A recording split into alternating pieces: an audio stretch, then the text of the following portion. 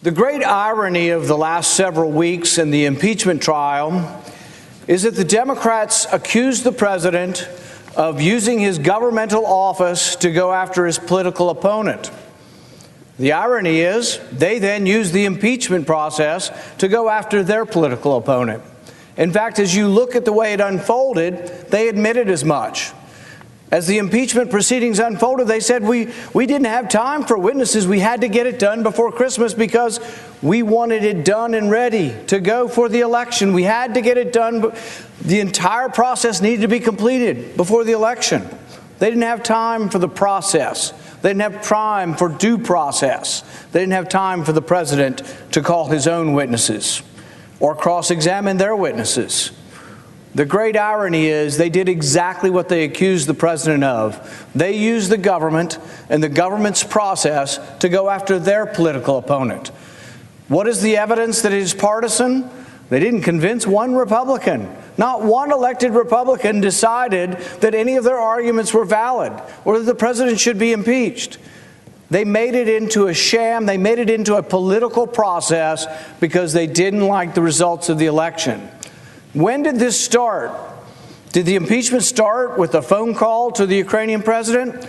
No, the impeachment and the attacks on the president started 6 months before he was elected. We had something truly devastating to our republic happen.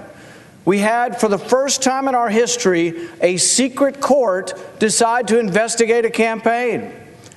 At the time when those of us who criticized this secret court for spying on the Trump campaign, they said, oh, it's just a conspiracy theory. None of this is happening. There's no there. But now that we've investigated it, guess what? The FISA court admits they were lied to. The FBI has now been proven to have lied 17 times. We've got a half a dozen people at the top level of our intelligence community who have admitted to having extreme bias. You got Peter Strzok and Lisa Page talking about taking down the president, having an insurance policy against him succeeding and becoming the president. You got McCabe, you've got Comey, you got Clapper. You remember James Clapper, the one who came to the Senate and when asked by Senator Wyden, are you gathering information from Americans by the millions and storing it on government computers? James Clapper said no. He lied to Congress. Nobody chose to impeach him, but he lied to Congress and committed a felony. Is he in jail? No, he's making millions of dollars as a contributor on television now, using and peddling his national security influence for dollars after having committed a felony and lying to us. These are the people who plotted to bring the president down. These are the people who continue to plot to bring the president down. Before all of this started, though, I was a critic of the secret courts. I was a critic of FISA. I was a critic of them abusing American civil liberties. I was a critic of them invading our privacy, recording the length of our phone calls, who we talk to, sometimes recording conversations. All of this done supposedly to go after terrorists, but Americans by the millions are caught up in this web. But now for the first time, it's not just American civil liberties that are being abused by our intelligence agencies. It's an entire presidential campaign. And it could go either way. This is why you want to limit power. Men are not angels, and that's why we put restrictions on government. We need more restrictions now. We can't allow secret courts to investigate campaigns. This started before the election. It went on for the last 3 years through the Mueller investigation.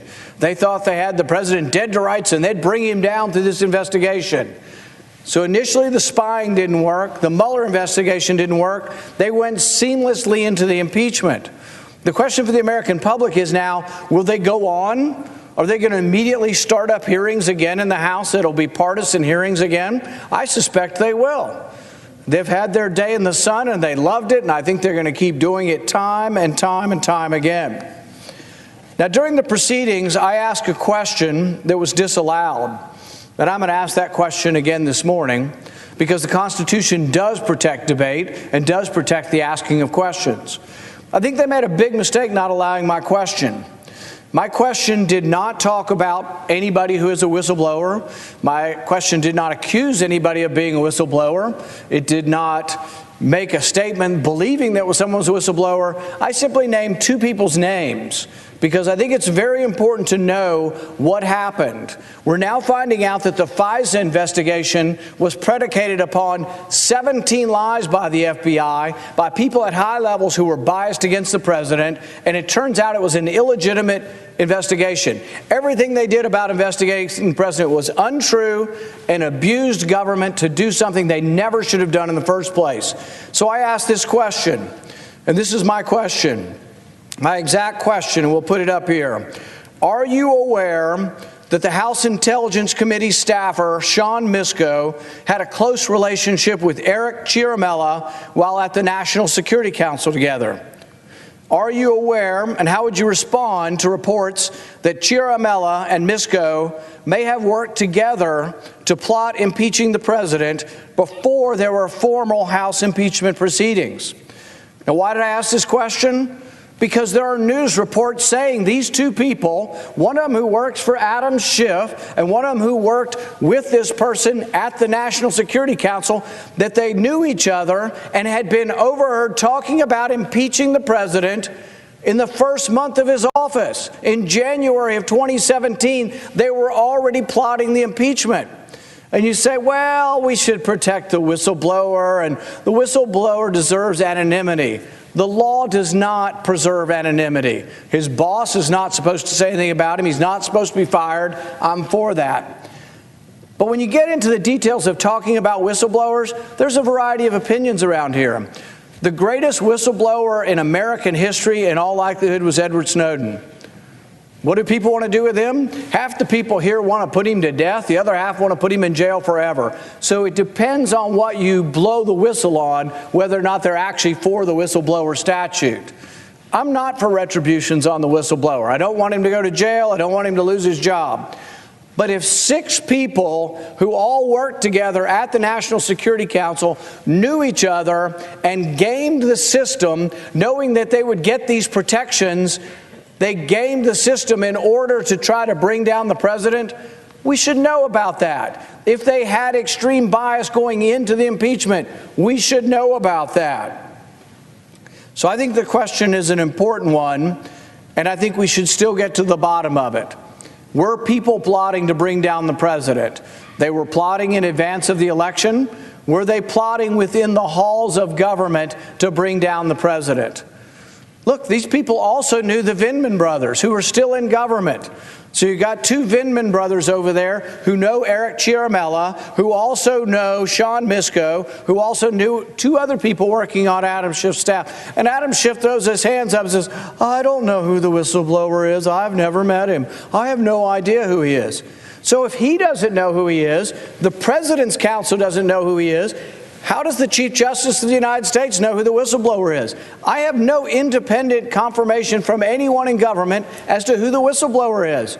So how am I prevented from asking a question when nobody seems to admit that they even know who this person is? My point is by having such protection, such overzealous protection, we don't get to the root of the matter of how this started. Because this could happen again. When the institution of the bureaucracy, when the intelligence community with all the power to listen to every phone conversation you have, has political bias and can game the system to go after you, that's a real worry. It's a real worry that they spied on the president, but what if you're an average, ordinary American? What if you're just a supporter of President Trump, or you're a Republican, or you're a conservative? Are we not concerned that secret courts could allow for warrants to listen to your phone calls, to tap into your emails, to read your text messages? I'm very concerned about that. So we're going to have this discussion go on. It isn't really about the whistleblower so much. It's about reforming government. It's about limiting the power of what they can do as secret courts. I think the FISA court should be restricted from ever investigating campaigns. If you think a campaign has done something wrong, call the FBI, go to a regular court where judges get to appear on both sides, and if you want to subpoena somebody or tap the phone, all right, We can do it. But it's got to be an extraordinary thing. Think about it. Think about the danger. The other side says there's danger to democracy. Think about the danger to democracy with letting your government tap the phones of people you disagree with politically. I don't care whether it's Republican or Democrat. We cannot allow the intelligence community, secret courts like the FISA court, to go after political campaigns. And I mean that sincerely, Republican or Democrat. We need to change the rules. We cannot have secret courts trying to reverse the elections. I feel very strongly about this. I was for this reform before Donald Trump ever came on the scene, before any of this happened. I've been for having more significant restrictions on these secret courts, more significant restrictions on the intelligence community to make sure they don't abuse the rights of Americans. This is a big deal, and if we're going to get something good out of this, if there's going to be some positive aspect to having to go through this nightmare we've been through over the last several months or years now, the blessing in disguise here would be that we actually reform the system so this never happens to anyone else ever again. Thank you, and I yield back.